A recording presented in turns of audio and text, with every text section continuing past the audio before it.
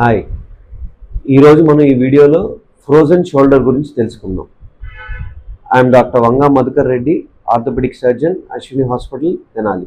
Frozen shoulder అంటే భుజంలో ఉన్న కండరాలు గట్టిగా బిగుసుకుపోవటం వల్ల వచ్చే కండిషన్నే మనం ఫ్రోజన్ షోల్డర్ అంటాం. మరో పేరు అడేసివ్ క్యాప్సులైటిస్ అని కూడా పిలుస్తూ ఉంటాం. ఈ పేషెంట్స్ కంప్లైంట్స్ ఎలా ఉంటాయంటే ఉదయాన్నే పెయిన్ ఎక్కువ ఉండటం, ఆడవాళ్ళు అయితే జడ వేసుకోవడానికి ఇబ్బంది పడటం, చెయ్యి అసలు ఇలా పైకి ఎత్తి ఏమన్నా వస్తువు తీయాలన్నా కూడా చాలా ఇబ్బంది పడుతూ ఉంటారు. వెనకాల వీపీ స్నానం చేసేటప్పుడు వీపీ క్లీన్ చేసుకోవడానికి కూడా చెయ్యి వెనక్కి తిప్పలేక చాలా ఇబ్బంది పడుతూ ఉంటారు. ఈ కండిషన్ మనం 70% ఆడవాళ్ళలోనే చూస్తూ ఉంటాం. అది కూడా 40 to 60 years ఏజ్ ఉన్న వాళ్ళలో ఎక్కువగా చూస్తూ ఉంటాము.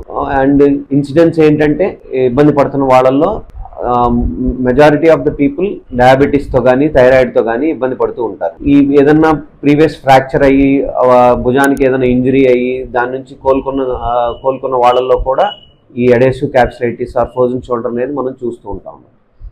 ఈ కండిషన్లో ఏమవుతుందంటే భుజంలో ఉన్న కండరాలు ఇన్ఫ్లేమ్ అయిపోయి అడేషన్స్ లాగా ఫామ్ అయ్యి మూమెంట్ రెస్ట్రిక్ట్ చేస్తూ ఉంటాయి. దీనికి ట్రీట్మెంట్ వచ్చి ఇనీషియల్ స్టేజెస్లో అంటే స్టార్టింగ్ స్టేజెస్లో ఉంటే కనుక ఫిజియోథెరపీతో కంప్లీట్గా కండిషన్ని మనం ట్రీట్ చేయొచ్చు. లేదా ఫిజియోథెరపీకి మూమెంట్స్ అనేవి ఇంప్రూవ్ అవ్వలేదు అనుకుంటే, కండిషన్ సివియర్గా ఉంది అనుకుంటే అనెస్థీషియా ఇచ్చి అంటే మత్తిచ్చి మత్తులో భుజాన్ని మ్యానిపులేట్ చేసి ఆ అడిషన్స్ అనేవి రిలీజ్ చేస్తాయి. అప్పటికి ఇంకా అడిషన్స్ క్లియర్ అవ్వలేదు అనుకుంటే ఫైనల్గా సర్జరీ చేసి అంటే కీ హోల్ ద్వారా ఆ అడిషన్స్ అనేవి రిలీజ్ చేయడం జరుగుతుంది.